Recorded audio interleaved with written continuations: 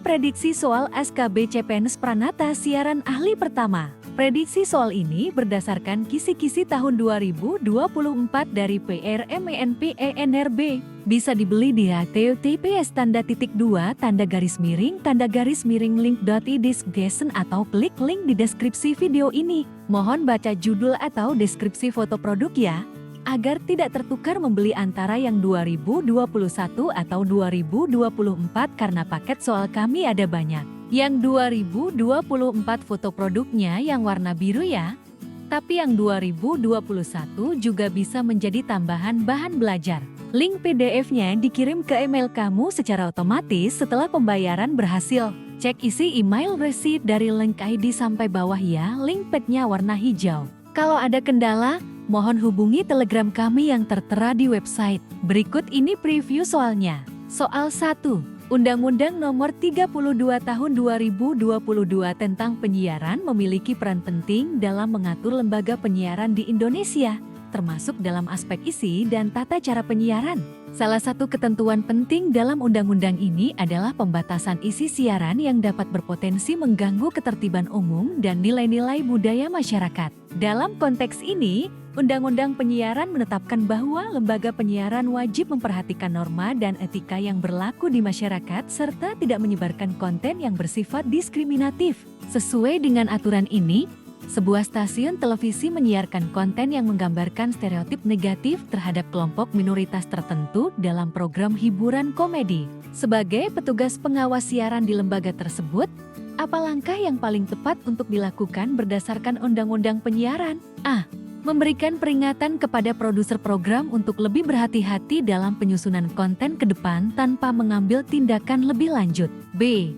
Mengeluarkan teguran tertulis resmi dan meminta agar konten tersebut ditarik dari penayangan ulang di seluruh platform penyiaran.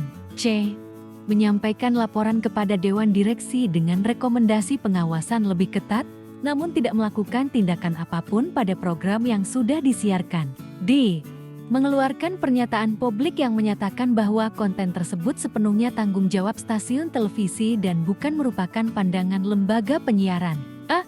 Melakukan investigasi internal terlebih dahulu untuk mengidentifikasi pihak yang bertanggung jawab tanpa perlu menarik tayangan. Kunci jawaban. B. Mengeluarkan teguran tertulis resmi dan meminta agar konten tersebut ditarik dari penayangan ulang di seluruh platform penyiaran. Pembahasan.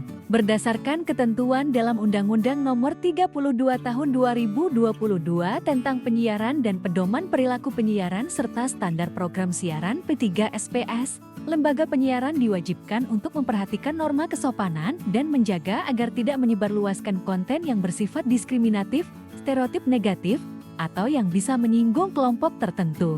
Dalam kasus ini, tayangan yang mengandung stereotip negatif terhadap kelompok minoritas jelas melanggar ketentuan tersebut. Langkah yang tepat adalah memberikan teguran tertulis resmi kepada produser atau tim produksi terkait dengan pelanggaran yang dilakukan serta menarik program tersebut dari penayangan ulang di platform apapun.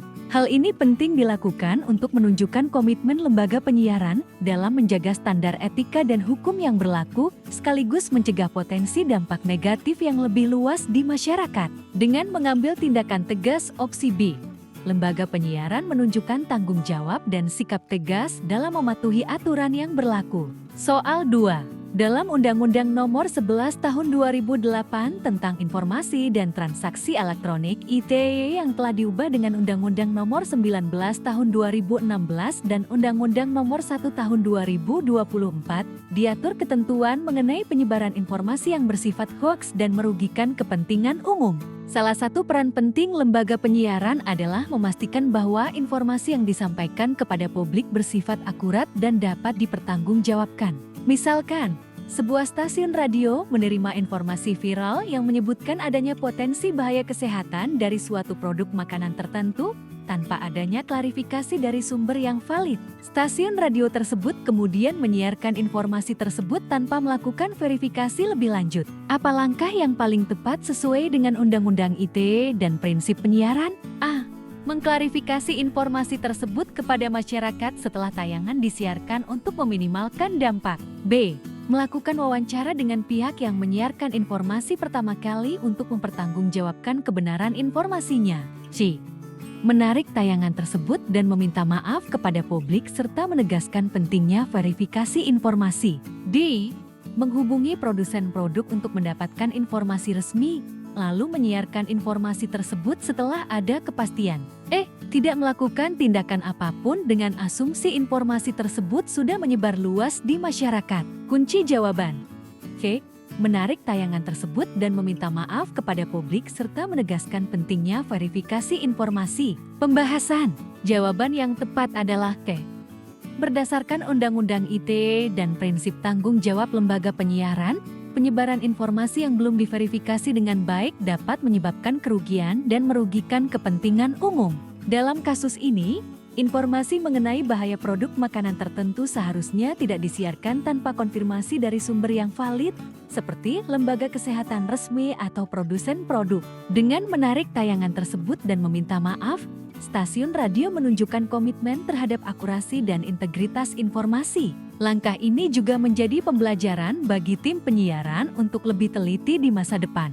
Itulah preview prediksi soal yang paket lengkapnya telah tersedia di website kami. Jika ada kendala dalam pembelian PDF bisa langsung ke Telegram kami. Link Telegramnya tersedia di website ya. Klik aja logo Telegram di website kami. Terima kasih sudah menonton.